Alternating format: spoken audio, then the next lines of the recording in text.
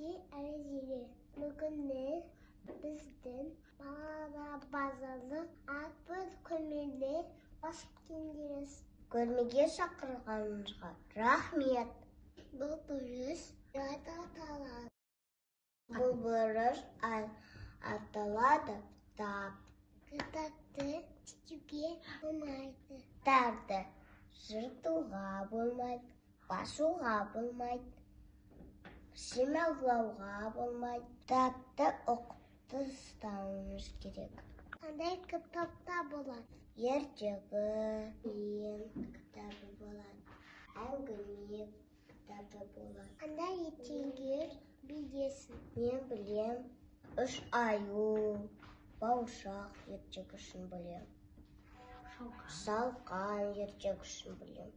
Қандай ертегі білесің?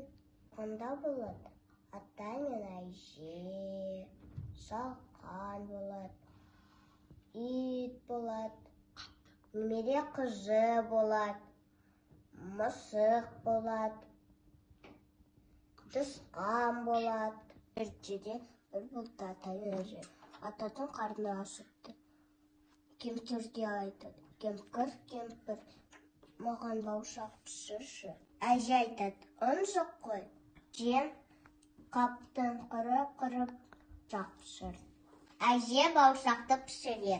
Бауырсақты жуысын деп терезенің алдына қояды. Бауырсақ домалап орманға қашып кетті. Қашып келе жатты, қоянды кездеседі.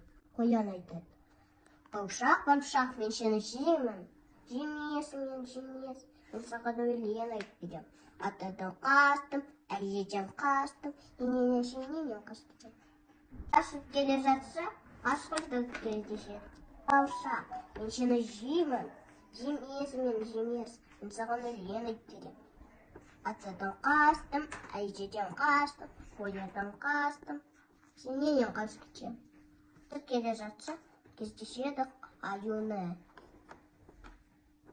Бауырсақ, мен сені жеймін. Жемесің, мен саған өлең айтып берем. Әжеден қастым, атадан қастым, қояндан қастым, қасқырдан қастым, ененен қастым.